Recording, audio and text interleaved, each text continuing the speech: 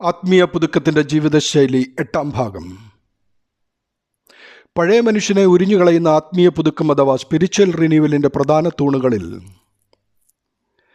ഒന്നാമത്തേത് തിയോസിസ് അഥവാ ദൈവവൽക്കരണമാണ്. ഇതിലൂടെ ദൈവകൃപയാൽ ദൈവസ്വഭാവത്തിലേക്ക് നാം ആയിത്തീരുക എന്നതാണെങ്കിൽ, രണ്ടാമത്തേത് മാനസാന്തരം, ദൈവത്തിലേക്കുള്ള തിരിച്ചുവരവാണിത്. മനുഷ്യാത്മാവ് ദൈവാത്മാവിനോട് അനുരൂപപ്പെട്ട് ദൈവാത്മാവിനാൽ നിയന്ത്രിക്കപ്പെട്ട് സദാ സംസർഗത്തിലായി ജീവിക്കുമ്പോൾ ദേഹിയുടെയും ദേഹത്തിൻ്റെയും നിയന്ത്രണം മുഴുവൻ ദൈവത്തിൻ്റെ ആത്മാവായ പരിശുദ്ധാത്മാവിൽ പരമേൽപ്പിക്കപ്പെടുന്നു, പരിശുദ്ധാത്മശക്തിയാൽ നയിക്കപ്പെടുന്നു. അപ്പോൾ മനുഷ്യൻ പുതുക്കപ്പെടുന്നു. അതുമൂലം ഹൃദയത്തിനും മനസ്സിനും മനുഷ്യ പ്രവർത്തിക്കും സമൂലമായ മാറ്റം വരുന്നു.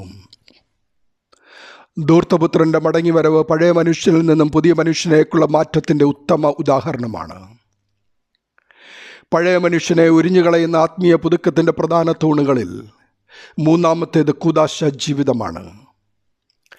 പാപം നിറഞ്ഞ ലോകത്തിൽ നാം അനുദിനം പാപികളായി തീരുവാൻ സാധ്യതയുള്ളതുകൊണ്ട് കൂടെ ശുദ്ധീകരണം ആവശ്യമാണ്. ശുദ്ധീകരിക്കൽപ്പെട്ടാൽ മാത്രമേ നാം അവനിലും അവിടുന്ന് നമ്മിലും വസിക്കുകയുള്ളൂ. വിശുദ്ധ കുമ്പസാരം ശുദ്ധീകരണത്തിനും കൂദാശകളുടെ രാജ്ഞിയായ വിശുദ്ധ കുർബാന അവിടുന്ന് നമ്മിലും വസിച്ച് നാം പുതുക്കം പ്രാപിക്കുവാനാണ്. വിശുദ്ധ മത്തായിയുടെ സുവിശേഷം 26:26 മുതൽ 28 വരെയും, വിശുദ്ധ മർക്കോസിൻ്റെ സുവിശേഷം 14:22 മുതൽ 24 വരെയും, വിശുദ്ധ ലൂക്കോസിൻ്റെ സുവിശേഷം 22:19 മുതൽ 20 തിരുവചനങ്ങളും, വിശുദ്ധ യോഹന്നാൻ്റെ സുവിശേഷം 20:22 മുതൽ 23 വരെയും, 1 കൊരിന്ത്യർ 11:23 മുതൽ 30 വരെയുള്ള തിരുവചനങ്ങൾ രഹസ്യങ്ങളിലുള്ള സജീവമായ പങ്കാളിത്തമായ കൂദാശ ജീവിതത്തിൻ്റെ പ്രാധാന്യം വെളിപ്പെടുത്തുന്നു. പ്രിയമുള്ളവരെ, പഴയ മനുഷ്യനെ ഉപേക്ഷിച്ച് പുതിയ മനുഷ്യനായി തീർന്നെങ്കിൽ മാത്രമേ ആത്മാവ് തിരികെ ഉടയവൻ്റെ അടുക്കൽ എത്തുകയുള്ളൂ. അതിന് വേണ്ടതെന്തെന്ന് അന്വേഷിച്ച് കണ്ടെത്തി സ്വീകരിച്ചു കൊള്ളുക.